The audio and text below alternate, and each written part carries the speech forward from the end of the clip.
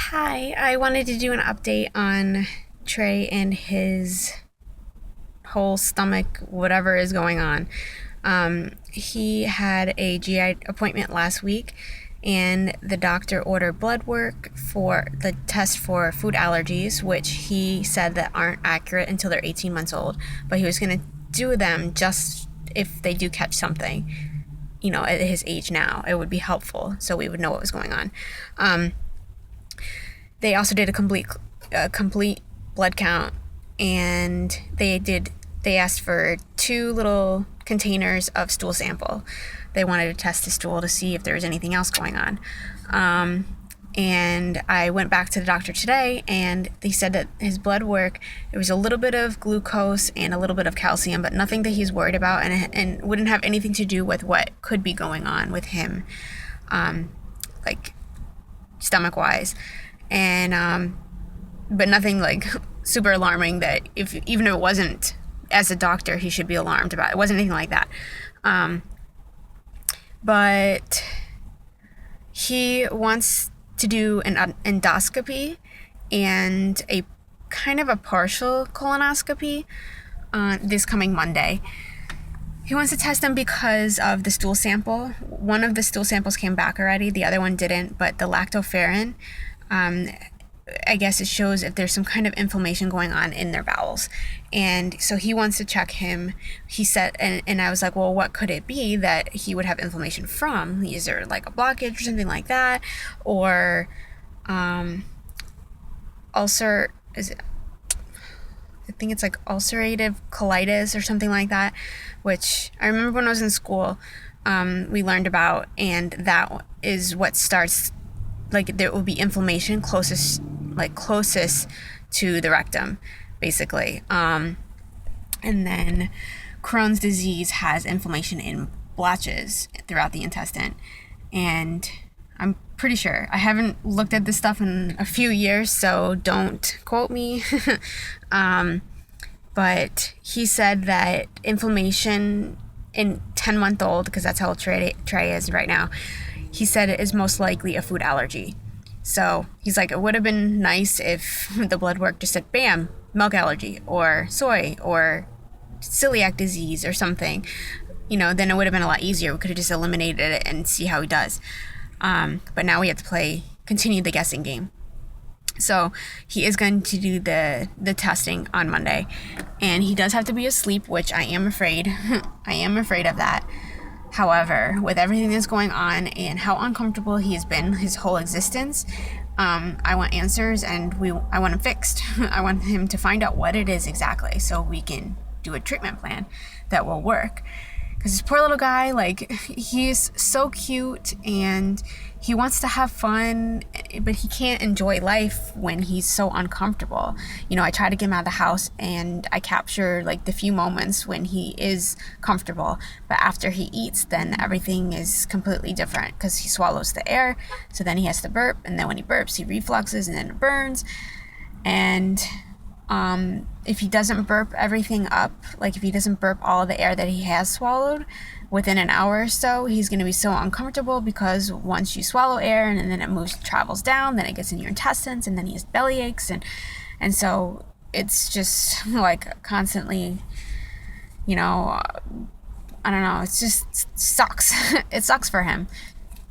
So I am still breastfeeding. I do supplement with the Infamol AR. Yesterday, he didn't even get any formula. It's kind of like when I feel like I just can't produce enough that day, regardless of how much liquids I've drank, I will give him formula. I'm not against it.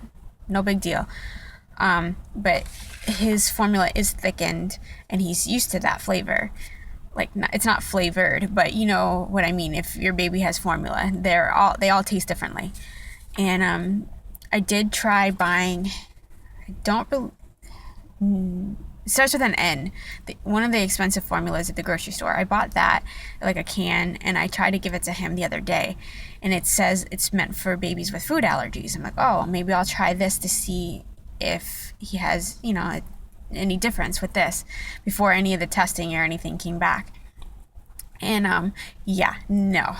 Big fat no. He threw up, like not spit up. He threw up, gagged and threw up when I gave it to him. And I gave it in the same type of bottle. I warmed it, everything. Nope, was not having it. I smelled it. It smelled like dried dog food. That's exactly what it smells like, dried dog food. I'm like, ugh. Like the Infamil AR does not smell like that.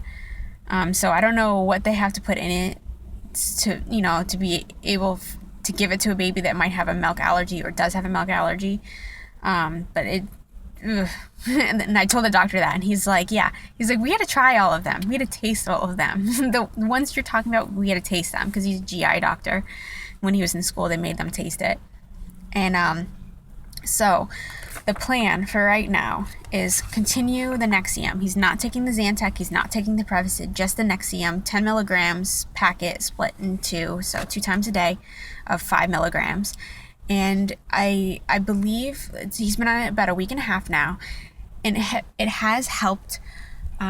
When he does reflux, it doesn't burn as much. Like I can tell he's not screaming as much when he does reflux, but he's still in the constant uncomfortable, gassy pain, stomach pain type thing, and the swallowing air, having to burp. He still has that pain.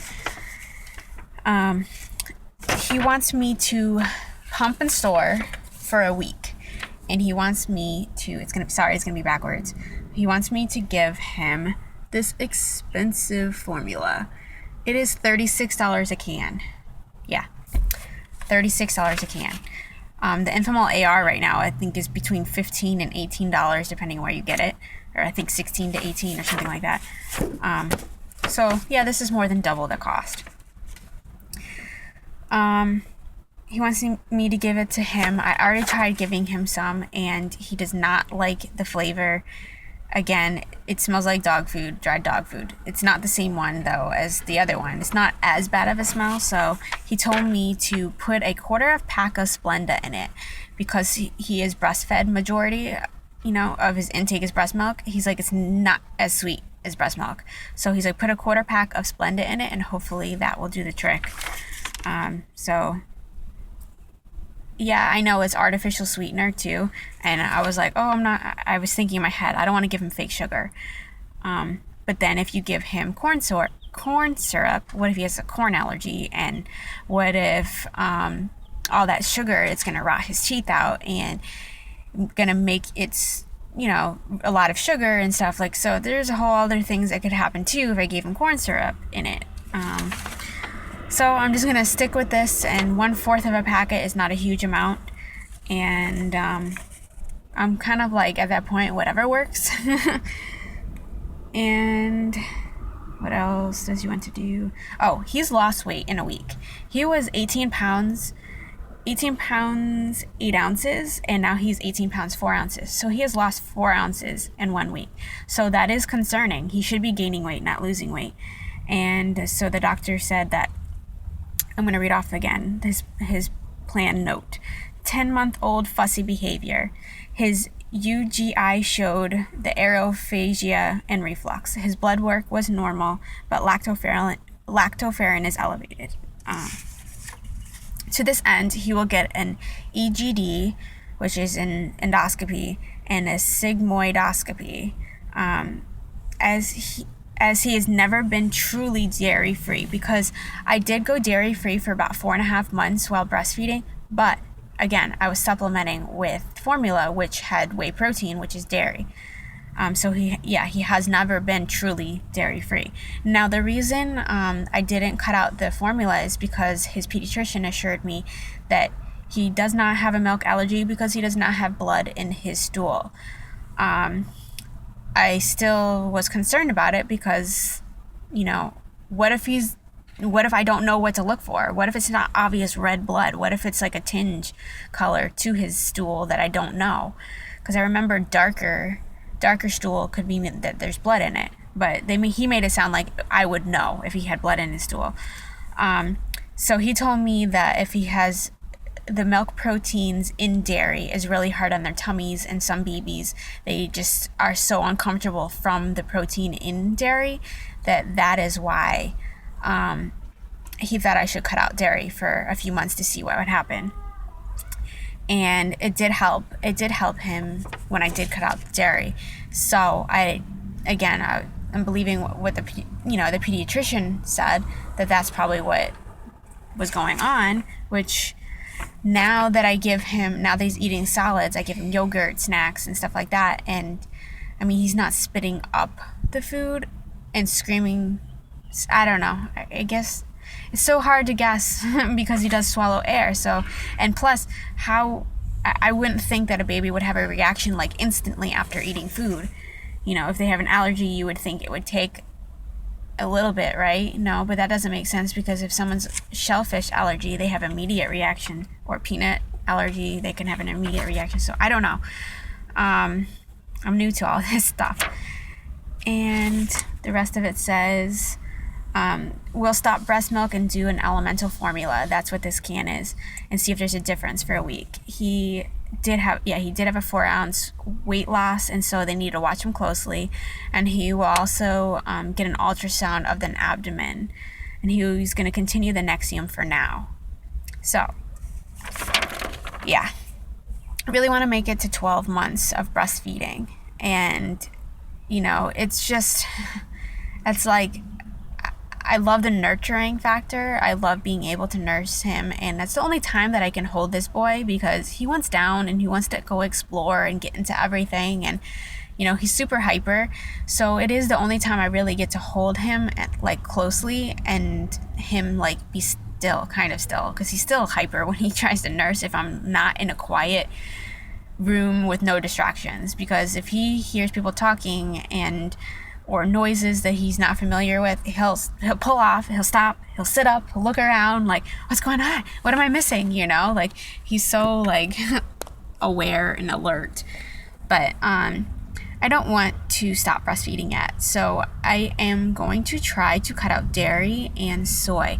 So if anyone has suggestions on what foods they could still eat that weren't just whole foods and whole fruit, vegetables, and chicken and meats and stuff like that, unseasoned, because majority of things will probably have an additive in it that has soy or some kind of butter or dairy in it. So I know it's going to be hard to do, but if you know of any snacks from Whole Foods or some kind of, I don't have any Trader Joe's near me, but any type of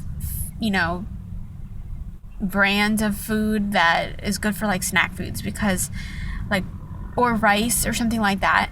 Is there any brands that you found that doesn't have any soy or dairy that's in it?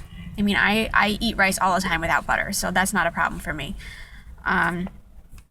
So I don't know, because I know bread is most likely going to have soy in it, as an emulsifier. I don't know. So that's where we're at for now. It's definitely hard. I have my moments that I'm just can't we get a break? 2 years to get pregnant with him, over a bunch of miscarriages and staying pregnant and all that stress. And I took so much time studying and researching TTCing that it's kind of now that you have the kid, it's what about, other things that could happen, like this reflux and possibly food allergies.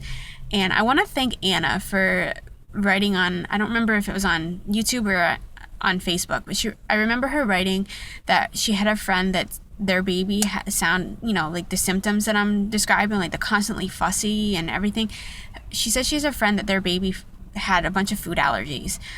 So I want to thank you for, telling me that, because that's always been in the back of my head since I've read that.